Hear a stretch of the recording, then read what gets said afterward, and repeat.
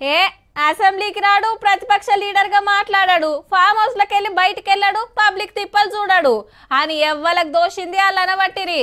ఎవరు చెప్పిండ్రుల్లా సార్ ఏది మాట్లాడాడు ఏది పట్టించుకోడని?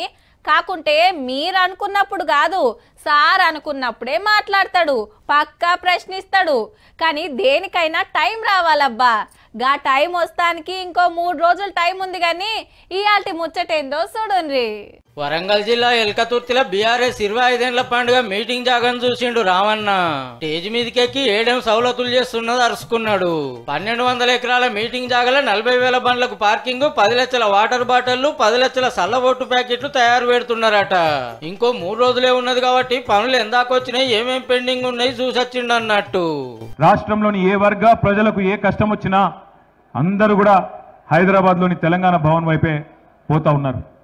ఒక జనతా గ్యారేజ్ మాదిరిగా ఈ గులాబీ జెండా మాత్రమే తెలంగాణకు న్యాయం చేస్తుంది. మీటింగ్ వచ్చిన వాళ్ళకి ఎండ దెబ్బ కొడితే ఎమ్మటే చూస్తానికి 100 మందికి మీద డాక్టర్లను పెట్టిండ్రట. మాకు వీళ్ళ కరెంటు మీద కూడా నమ్మకం లేదు. ఎందుకంటే కాంగ్రెస్ వచ్చినాక కరెంట్ ఎంత అవుతుందో నాకంటే బాగా మీకే తెలుసు. అందుకే దాదాపు 200 జనరేటర్లు కూడా ప్రత్యేకంగా ఏర్పాటు చేసుకున్నాం. అంత మంచిగానే ఉన్నది కానీ పార్కింగ్ కోసం దేవాదుల కాలువలు బూట్ పేసిండ్రని రైతులు లొల్లి పెట్టబట్టే. మరి వర్కింగ్ ప్రెసిడెంట్ గారికి ముచ్చట తెలియకుండా వచ్చునా? ఇక మీటింగ్ ఖర్చుల కోసం హుజరాబాద్ ఎమ్మెల్యే కౌశిక్ రెడ్డి సార్ 50 లక్షలు ఇవ్వాలనో క్వారీ ఓనర్ కు ధమ్కి ఇచ్చినట్టు కేసు అయింది. గదే ముచ్చట అడిగితే ఇక్కడ ఎవరో కోతిగాళ్ళు ఉంటారు, ఏదో కోతి కేసులు పెడతారు. రేవంత్ రెడ్డికి తెలిసిందే గా విద్య, అలాంటి ఏమి జరగలేదు, జరగవు.